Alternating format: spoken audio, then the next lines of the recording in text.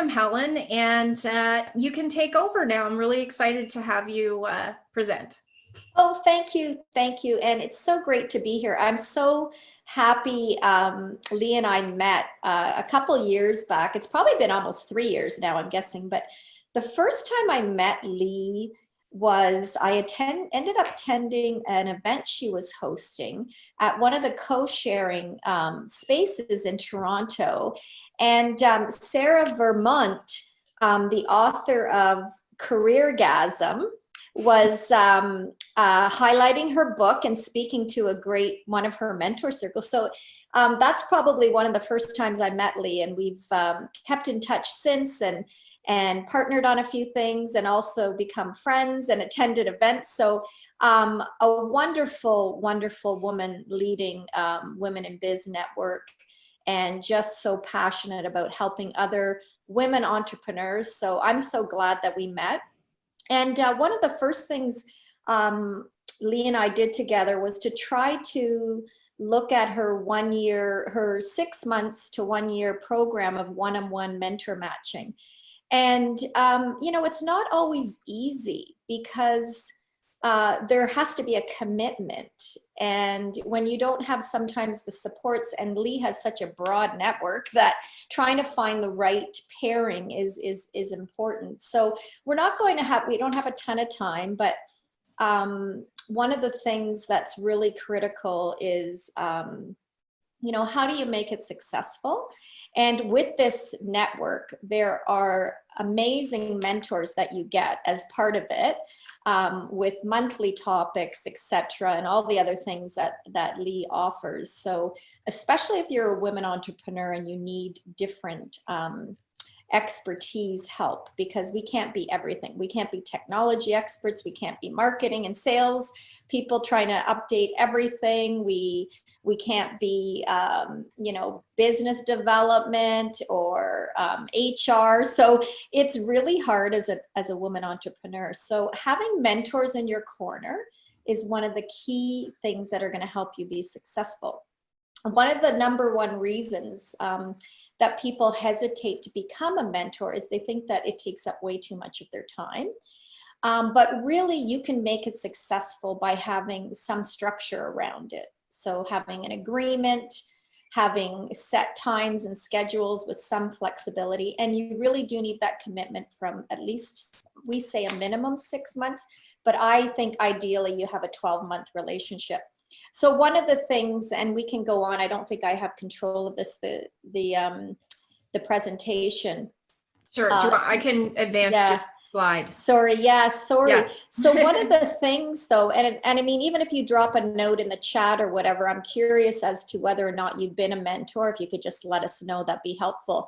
But one of the things, first of all, you have to meet the person and make sure there's a connection, because without connection or chemistry, it's really probably going to fizzle out. So just for a quick poll as well, how many people, obviously the answers to this would have been different a long time ago, because we're sort of stuck with video and Zoom in this COVID world that we're living in. But I'm just curious as to, what people, how they prefer to communicate. Well, it looks like we can do this in the comments. So we don't have the in-person option, but my second best is, I guess, video. So if you want to use the poll, that's great. And we can see what we have there. It sounds like lots of people have wonderful mentors. And what's surprising though? It's surprising that a lot of people don't have mentors in their corner.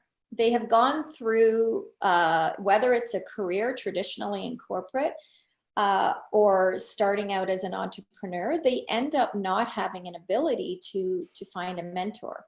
So it's really important, first of all, to get that connection going. You want it to be successful by forming that connection. And so through Lee's community, not only do you have this great monthly and other options, but you should be able to find people within this community that you might connect with. So I don't know if we can get some poll results or not, but I think right now it's really hard because I am a person that I feed off energy in a room. And so I just love that interaction with someone right there, or a group of people together. You know, the energy, the vibe in a room, and then you can tell whether you're going to connect with someone. So it's a little bit harder right now, but I think you just have to be creative about getting on, you know, building those connections again with people.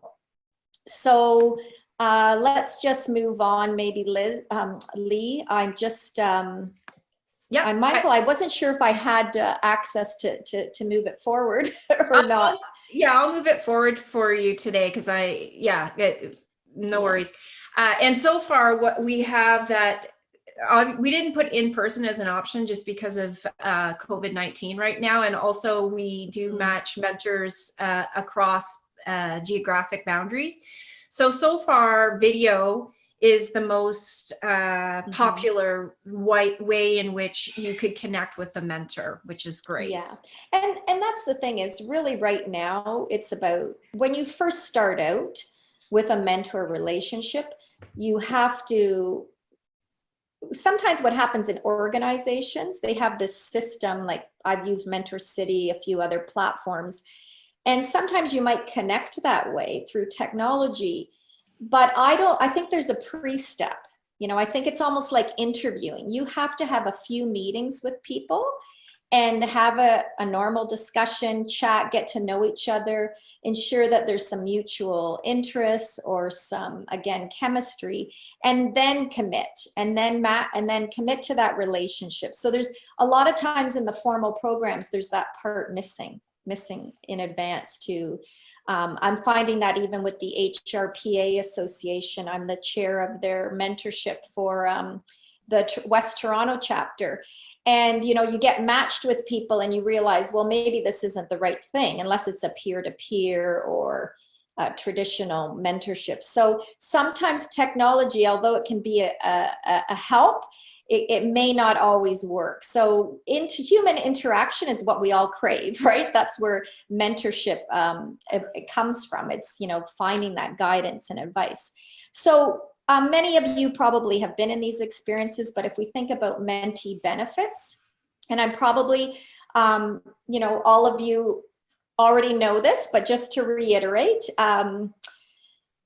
you know, I started out as an entrepreneur and I just sort of, you know, flailed a bit, I'll be honest, because I didn't really have a group like this, Lee, that, you know, to find those other connections. I mean, we've seen communities growing and women businesses growing exponentially, and these types of masterminds or communities, whereas, you know, in many cases that didn't exist before. And so if your company that you worked for, if you're a professional, didn't have a program, or your association didn't, and there weren't these types of groups, like, where are you going for advice? So one of the reasons I'm so passionate is because I didn't really have mentorship, even growing up. Even my parents were immigrants to Canada. They weren't university or college educated. And so I was like, throughout my life, I kind of just did things, and, you know, it turned out okay, but I have to say there was a lot of uphill battles and a lot of things that I wish I had known or had someone in my corner to help me out with. So for the benefits to mentees, I mean, obviously you're looking at experienced professionals, entrepreneurs that can give you guidance. You can look at if it's in a traditional professional role, and I'm not sure, again, Lee, whether your audience is a mixture of both, leaders or, you know, those starting out their professions, or they're all entrepreneurs, but really you want it in any situation. Strategies, you know, talking about challenging situations, encouraging, you know, people say cheerleader. I don't like that word. I prefer champion, or, you know, someone that's a motivator. But I think that you need that also in this group environment, great, but the one-on-one of having that confident and someone that's very, you know, that you trust, that you know you can go to, not just in a set once a month meeting, but hey, I could pick up the phone or send a text and say, I really need to bounce something off you, and to have that type, that's what you get. So I'm sure I convinced many people that there are lots of benefits to mentee, to being, to having a mentor. So if we move on, you know, when you're first, for some people, they see someone that inspires them. And especially, you know, again, if I had this, you know, my boldness years ago, which is bold is the word of the year for me this year. But, you know, some people aren't comfortable, you know, and the first meeting you have with someone, you shouldn't say, hey, would you be my mentor? I always think about that book, for those of you who have children that are like, are you my mother? But are you my mentor? And, you know, but I think you really just, you know, there's so many tips on how to find someone, but, you know, you can follow them on Instagram, social, you know, LinkedIn, follow them a bit, comment, you know, if they're in your industry, or it's just a discipline you want to learn about, like marketing, you know, you'll find those people that resonate because of the content they're putting out. But once you do that and then establish a little bit of a connection, then you can reach out and say, hey, I would really like to, you know, have a chance to discuss some things. Even in that first meeting, you're not going to say, will you be my mentor? But just have those icebreaker dialogues, right? It's all about communication and connection. You know, when we think about networking and meeting people, this is what you want to do, you know, get to know them. And then when you say, you get to the point where you're comfortable after a couple meetings saying, I really would like someone like you to guide me. And is this something you'd be interested in? You know, also, what would you have to offer them? But this is just some guidance. I think sometimes we forget these basics on just how to have a conversation that, you know, that will lead. I mean, not everybody's comfortable. They may be introverts, or they're shy, or they just don't know how to reach out. But these are just a few questions to kind of guide, like get to know the person. And then part of, just to jump in, the way we, at least with our one-on-one mentorship program, that we do the back end work for you. You fill out an application. We get a sense of where you're at, whether you're in a corporate environment, whether you're an entrepreneur, and where you're at in your journey. And then you may have someone in mind, and we can approach that person, or we will have someone in mind for you, and we facilitate that. But I think these are all really great starting point questions when you open the dialogue, once you do get matched. And, you know, we do have situations where the match isn't a good fit, and we're willing to, you know, as long as we see that, you know, everyone's given it an honest try, then, you know, we're happy to do the rematch as well. Mm-hmm. And I saw there was a couple comments in the chat, just, you know, as far as looking back and realizing, you know, there's a difference between what I call organic or unstructured mentoring, and then structured or formal mentoring. And so I have had a few organic mentorships where I look back now and, hey, yeah, they were my mentor, whether it was a teacher, or the first woman I worked with when I did start my business the first time, who really took me under her wings. And I realize now, wow, yeah, she was one of my first mentors. And but I feel like you can have those relationships that grow organically, but without putting some sort of structure in place and commitment to meeting times, and having like the agreement that I keep saying Liz because I had a meeting with one of our COOs today, a COO, and her name's Liz, and she's on my brain because I have so much to do for her right now.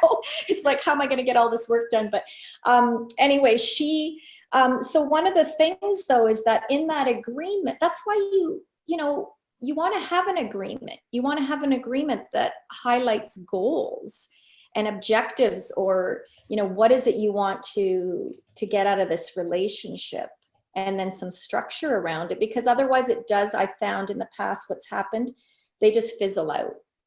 And so With corporate organizations, they often have, they measure the program, whether it's retention or promotion. So really having a little bit of that structure is going to help. So we'll go on. And I mean, I don't know if there'll be time for a few questions, but I mean, I feel like everybody here, it sounds like there've been quite a few people in the chat that have had these relationships. And I feel, here's the thing. I feel that everyone deserves a mentor because it's all about lifting others, and it's about the giving and the learning and the development, because then in turn that person is going to give back to others. What happens in corporations and other places is that it becomes the chosen few, and so it's like high performers or emerging leaders. But imagine if you put in a program where everybody gets that chance, because they're all going to be lifted, right? We're all going to grow, and then we're going to, have something to give back to others. So that's what I think. I mean, a world like that would be amazing. And I mean, there's so much I could talk about the difference between coaching and sponsorship and consulting and even counseling. There's a lot that you can cover. But the benefits of mentoring has been one of the blessings I've had in my life, to mentor others. I mentor a lot of people through Futurepreneur, through the HRPA, through other relationships that I've had in the past with organizations. And Helen is a semi-finalist in the Futurepreneur Mentorship Award. So I don't know whether or not people can still vote, but yeah, unfortunately it's closed, and I didn't win, but I have to say it was an honor. So the two women that nominated me were my mentees, and under the Futurepreneur program, we actually have to commit for a 2-year period. And so you see these entrepreneurs growing their business. And of course, both of them were hit with COVID pandemic in our second year of mentoring. And I mean, I was so honored to be just one of the finalists. I wasn't expecting that at all. I do it because I like to do it. And honestly, I learned so much. So thinking about the mentor benefits, which is this slide, it's like, you're developing leadership and coaching skills. And, the difference between mentoring and coaching, in my view, is that, a mentor generally in the traditional sense has that expertise. They've done it before. So that's why they can give advice. Whereas a coach is trained. If you are working with a coach, for the most part, they either have the day-to-day experience, or they have some kind of designation. They are taught how to get you to answer those questions. You answer. They don't just give you the answer. So coaching is that discipline of getting it out of you, or there's so many coaches for so many different things. And I have had coaches, so I have seen the benefit of both mentoring and coaches. Sponsorship I haven't had, unfortunately. So I think that that's something, if, especially with equity and diversity and inclusion, sponsorship is something that's growing in corporations. But there's so much you can get from mentoring. Can I just ask quickly, do you have like an explanation between the difference behind sponsoring versus coaching versus mentoring? Yeah. Because a lot of people can get them a bit mixed up. Yeah. So one of the things, the easiest way I look at it is a mentor speaks to you. A coach speaks with you, and a sponsor speaks about you. So basically, the mentor tradition, and here's the thing, many coaches will put on a mentor hat if they have that depth of experience, but you could be a coach and you have this marketing expertise. So you're able to then say, I'm going to give you some advice. But a coach is generally not one to give that advice. They're trying to get the individual to come up with the answers themselves. Sponsorship is really talking about that person. It's like you're lifting them up, you're introducing them in the network. I'm in this research mode now where, to me, I get it in some of the diversity situations, but I still feel that then again only is for a specific group of people, right? Because you see the high performance, they're the star or something. And so there's a mixed views. Like, I think it's just right now, it's sort of, it has been around. Like, if you look at Catalyst, lots of the large organization, there's a technology company called Sandbox that actually has a sponsor technology. To me, again, it's just being offered to some. And so I get it in that you want to champion that person, because that's what that is. But again, it's, you know, where's the fairness in that? You know, why are only some getting opportunities? So there's a little bit of, I'm still a little bit not sure about how much I'm a fan of sponsorship. So I know a lot of people talk about it and believe, you know, to me, it should be used for those opportunities. That makes sense. But then, you know, that's why I think mentorship is something that, you know, everybody gets lifted up. Everybody has an opportunity to work on what they can work on to enhance their skill set, to develop, and, you know, it shouldn't just be for some. So I don't know if that helps answer the question. I should have put that slide in. I actually have a more detailed slide I've used in other presentations. No, I think that was great. And what I think would happen within our program, or at least what we encourage, is the mentee and the mentor get to develop a rapport, a trust. The mentor gets a certain level of confidence in that person's skills, their abilities, their strengths, what they want. I think the worst thing anyone can do in any situation is just make assumptions about what someone wants, and then just start like, I can do this and I can do this for you. And then the mentee could get overwhelmed. So, you know, I think taking it slow, and then at a certain point, the mentor might feel comfortable to sponsor and introduce that person, you know, and you don't have, it doesn't need to be the word, you know, the traditional sense of sponsor, but, you know, make introductions. I know for me personally, my mentorship story was when I got into the conference world. So I don't know if anyone remembers, a while back, there was a conference called Blistum Canada. And it was the first conference that I'd ever attended for women. It was mainly geared towards bloggers. And at that time, I was doing a lot of blogging. So, and I reached out and asked to be able to speak at this conference. And I was just thrilled to be able to do that. And the founder, I reached out afterwards and I said, look, I'm not looking to compete with you. This is what I want to do. With a conference, would you be willing to share some of your expertise? And in exchange for that, you know, I want to be able to let, you know, the community know at the conference that you were a big part of this. And we even actually did sort of a co-launch party where she invited all of her community and our community, and we had like this group networking party in advance of the conference. And honestly, I would not have been able to get through that conference without her skills, because I didn't know anything about putting on a conference. If I had known, I probably wouldn't have done it.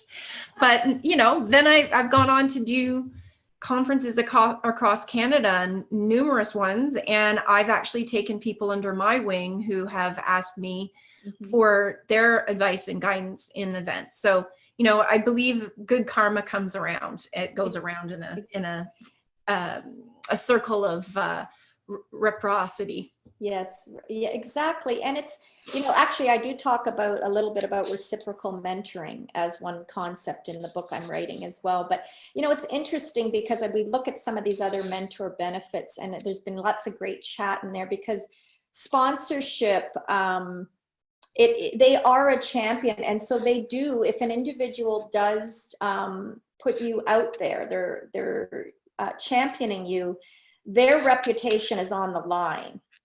So someone in the comments had said it doesn't happen as much, etc. I think that, you know, this is the thing, is that in some cases, you know, not everybody is comfortable being bold and championing for themselves. And so I think that it is going to happen where someone is going to, you know, be willing to stand behind the person they're sponsoring or championing because they believe in them. And, you know, it's interesting. I've been looking a lot at a lot of the research, and there isn't a lot on sponsorship yet.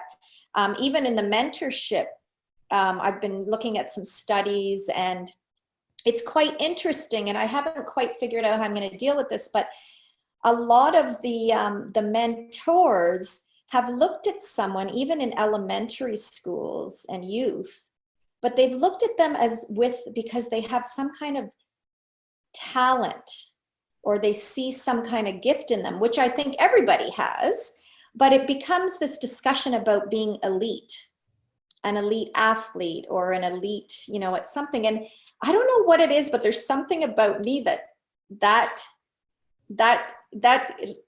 brings out in me a sense of, well, I don't know. I think everybody has a gift. Why just focus on this one special? So you think about Olympians and everything else, like that's, you know, when you look at them, they've had some kind of coach or mentor. And, but everybody has something, right? So this is where I'm passionate about. Just get these relationships going. You're going to develop, like we all are, as whether our mentor or mentee, we're learning. It's all about continuous learning and growth. And if you have a growth mindset, then even better, because I learned so much from the mentees, and that's where it can be a peer-to-peer, or it can be what I call reciprocal. You know, you are always going to learn something from someone else. It's not always a one-way exchange, even though the traditional mentoring is about that. So anyway, I'm probably, I think you've got it probably how passionate I am about it and all the great skills. And so I don't want to take up too much more of your time on this, but, you know, I think again, depending on career paths in a corporation versus outside, because I think sometimes it's, if an organization isn't providing it, you know, where do you find it? It's a lot harder. And I find it really interesting that, you know, we look at Fortune 500 companies and 70% of them have mentor programs. And why do these like smaller, you know, mid-size, even with 100 employees, one of the people I interviewed for the book who runs a marketing, a PR firm, they have about 100, and they have a mentoring program, but only, you know, really when they're onboarding. And so it's like, can you imagine what you can get out of this if everybody had it? And so I'd love to see more organizations doing it. Again, when you think about it from the only cost, I mean, there is cost in implementation and setting it up and program development. It's the same as, you know, you can apply a methodology to it, but it's time. It's your time. That's what it is. And, you know, the power of relationship building is valuable. There should, you know, so it's how to cost it, the return on an investment. I'm surprised there isn't more. There's a lot more organizations in the US than in Canada. So anyway, that's one of my passion projects going forward, is to continue to help organizations create these programs. And the work I'm going to do with you, Lee, and with everybody at Women in Biz Network is, you know, you start a program, you get feedback, you enhance it, you keep going, you try other things, you have to experiment and see what works and what sticks. And if it doesn't work out the first time, you try again. So I think this is going to be something that throughout your months of having your network and your community grow, it would be a really great thing for people that connect it to try to have these one-year relationships. So, yeah, it's interesting. Christina made a good point, and it's actually something that someone else said to me recently, is that they don't believe mentorship works because it's geared towards executives. It doesn't take into consideration people that are starting out their career, that those programs aren't available to them. And, you know, it's interesting because with Women in Biz Network, it was very important to me from day one that Women in Biz Network was the everyday women's network. Not like, and everyday woman could be an executive, could be starting out, could be from, you know, have like, you know, for lack of better explanation, rags to riches story, or perhaps they've done a 360 and they had a very successful career and they were making tons of money, but they hated their life. And so they, you know, they decided to evaluate their success on a different metric. So there's lots of feelings around mentorship, and sometimes it's like, well, it only works for, you know, you know, someone who's white, and it doesn't take into consideration all of the unconscious bias that happens with you know, women of different backgrounds. So, you know, there's a lot of really interesting discussions and debates around mentorship. And I'm just wondering if that's something that you've come across yourself, like that people are concerned about, you know, that mentorship is an elitist thing that's only available to you know, a certain level of you know, an executive.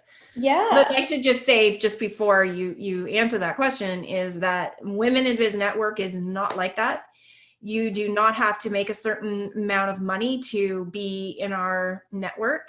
In fact, we want people that have had, you know, challenges, socioeconomic challenges, to be a part of our network. It's all about, you know, we all have something to learn from each other. Deborah mentioned in the comments earlier that she's, you know, cross mentoring with a 17-year-old. So I think we just have an open mind about what mentorship could be. At least that's certainly something that we're doing within Women in Biz. It's not about, you know, executives, just executives. Mm-hmm. Exactly. And that's what I was getting at earlier about these programs for emerging leaders only, or high performers, because if anything, you know, from my perspective is that, you know, everybody should have the opportunity. And that's where it is. If you're continuing to grow and you're working on whatever you decide is your goal for that mentorship, really, it's going to lift everybody up in that organization. And so, and that is part of what I've found in the research, as I said, is like a lot of people, it's because it could be two things. Like when you think about youth at risk, which is something that my organization will develop next year. We're looking at towards developing a scholarship fund for youth at risk and companioning it with some mentoring. There's lots of organizations that do it. And I mean, unfortunately, there's been some sad stories in the news too, right? Some of these youth, like if you hear about Big Brothers, the Scouts in the US, and some of they went to bankruptcy. And I mean, you have to be so careful about it, but throughout education, through, you know, higher education, high school, like having mentoring programs is really what's going to help people get to the next stage. And it's not the emerging leaders that need it, or the executives, right? It's other people that don't have that opportunity. And so to your point about being inclusive, and, you know, we have been dealing with all of our, you know, the white privilege issues, and that, you know, it's not about saviorism. And there's lots of things. We've been doing some work. I see, you know, one of my colleagues that we're in a book circle. I'm glad she's on today, Pam. And, you know, you need to continue to, it's all about giving back. I mean, you're just giving some time, right? You're giving time, you're teaching someone, you're learning from them. It's inevitable. That reciprocal, that whatever you want to call it, whether it's cross mentoring, peer to peer, there's so many different programs. So yeah, I think that people underestimate the power of mentoring. And I liked what you said about Everyday Woman earlier, because, you know, one of the things I thought about was the everyday mentor. And so you may be doing it already without a structured program.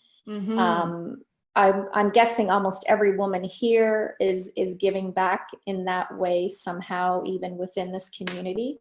And so it's just like, it's like the domino effect. You want it to continue to grow. So yeah, so I don't want to take up more time, because I know you had some other things. I hope that was helpful. I think we got through most of the slides.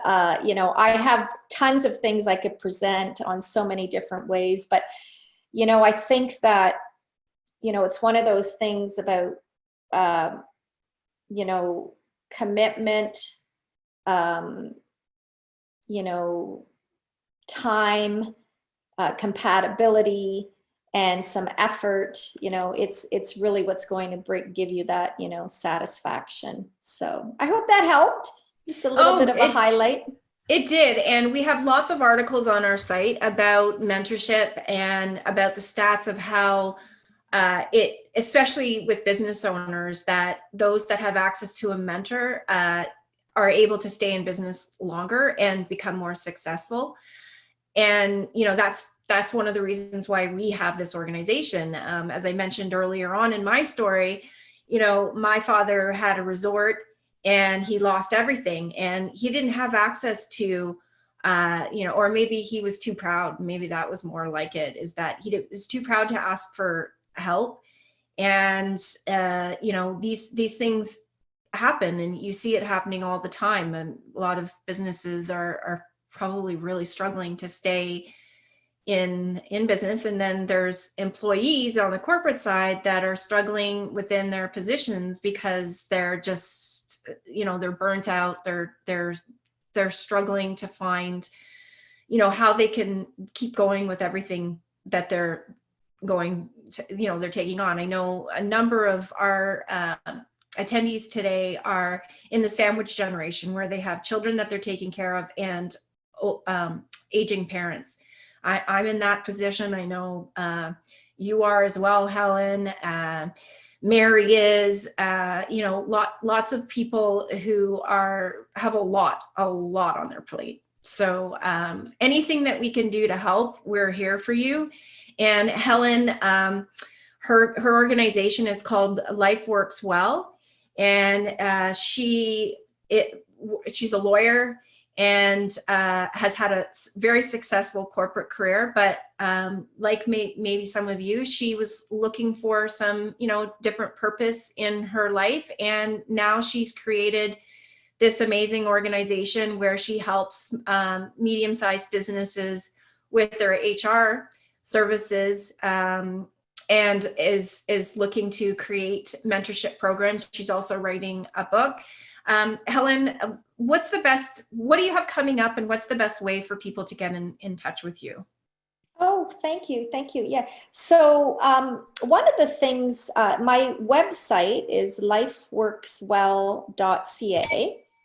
And I have a newsletter that goes out every couple of weeks. I've been running, well, primarily as a result of the pandemic hitting. I was doing some mentor circles as well, for primarily a lot of people I support are small businesses as well, but with enough, you know, 30 to 50 upward employees. And I just found like there was so much to navigate originally. So this month we did some stuff on financial literacy and financial acumen. You know, we're doing a little bit of work on mission, vision, and values, or purpose and passion, and going into next year. And, you know, really the website, I'm at lifeworkswell.ca as well, on Instagram and LinkedIn. You can find me, Helen Patterson, or my personal sites are at hmpatterson19. But, you know, one of the things, like, so my two passions have really been about work-life integration and mentoring. And so, you know, going forward, that's really what I want to focus on. I do some HR work, but it's about creating a different kind of culture, a mentor culture. But you can find me there. And I just love connecting with people. And that is, you know, it's interesting that over the years, it seems to be that I'm supporting more women and women entrepreneurs and women mentees. But, you know, there's a lot to be said about getting men on board, right? So, but I think this is a time, even going into 2021, that more than ever, these communities are really, really important. So I think it's great what you're doing, Lee, as far as bringing women together. And, you know, the one-on-one mentoring match, it isn't always easy. But I think that, you know, if you're a scaling organization and you're not you know, really comfortable on your forecasting. You know, you've got a financial mentor. If you have marketing needs, you know, I'm sure there are people in this group that have gone through many, many things, and to have that in addition to your accountability, which is all about task driven in a way and action, but it's really just that go-to person to help you in a different way, to have that time